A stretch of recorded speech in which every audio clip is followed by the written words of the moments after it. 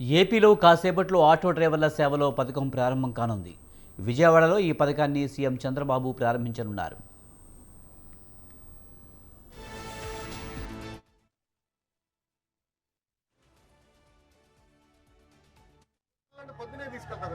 అక్కడి నుంచి మళ్ళీ నేను క్యారేజ్ కట్టుకొని రన్నింగ్ లోనే వచ్చేస్తాను సార్ బస్ స్టాండ్ కి. అక్కడి నుంచి మళ్ళీ 4:30 వరకు మళ్ళీ స్కూల్ పిల్లలు దింపేసుకొని మళ్ళీ 6:30 వరకు పిల్లలు, మళ్ళీ 7:30 నుంచి 9:30 వరకు మళ్ళీ ఆటో.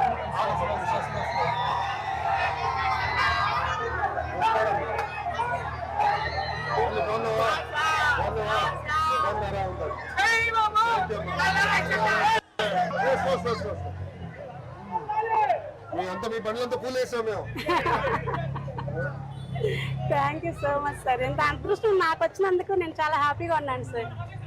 బోండవమ్మ నాయకత్వంలో ఉన్నందుకు ఇంకా హ్యాపీ సార్.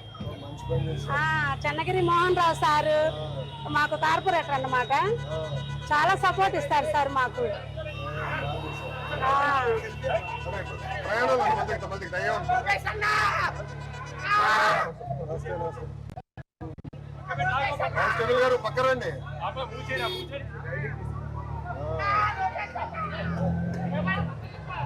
ఇంట్లో బాగా సపోర్ట్ చేస్తున్నారు. మా హస్బెండ్ మాత్రం ప్రెసెంట్ అయితే పర్లేదు సార్. ఇంకా ఉండడానికి తినడానికి మా పిల్లల్ని చదివించుకోవడానికి నేను మళ్ళీ మాకు పిల్లల్ని చదివించుకొని పోనీ ఒక 10,000 అలా సేవింగ్ చేసుకోగలుగుతున్నాం సార్. దీంట్లో మీకు అయ్యే ఖర్చులో పెట్రోల్ ఎంతమ్మా? మాకు డైలీ 400 రూపీస్ సార్ పట్టు.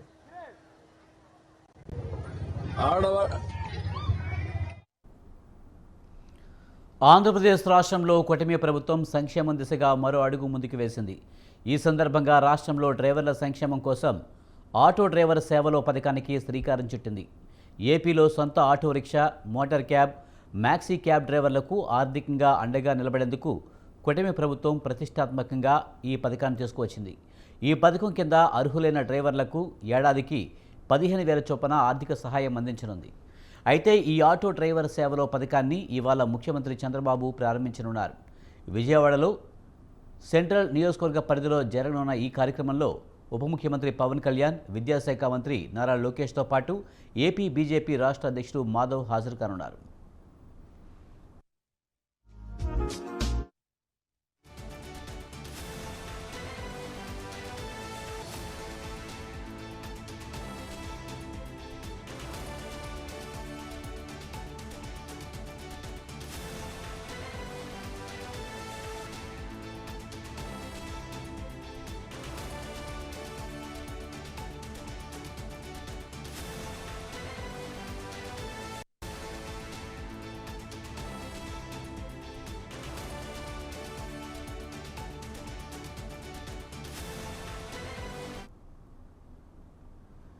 $2.90 లక్షల మందికి లబ్ధి చేకూరేలా ఏపీ సర్కార్ నిర్ణయించింది.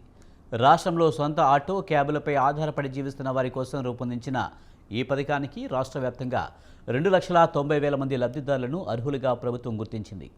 ఇందుకోసం 436 కోట్లను కేటాయించింది ప్రభుత్వం. ఈ నిధులను నేరుగా డ్రైవర్ల ఖాతాలో జమ చేయనున్నారు.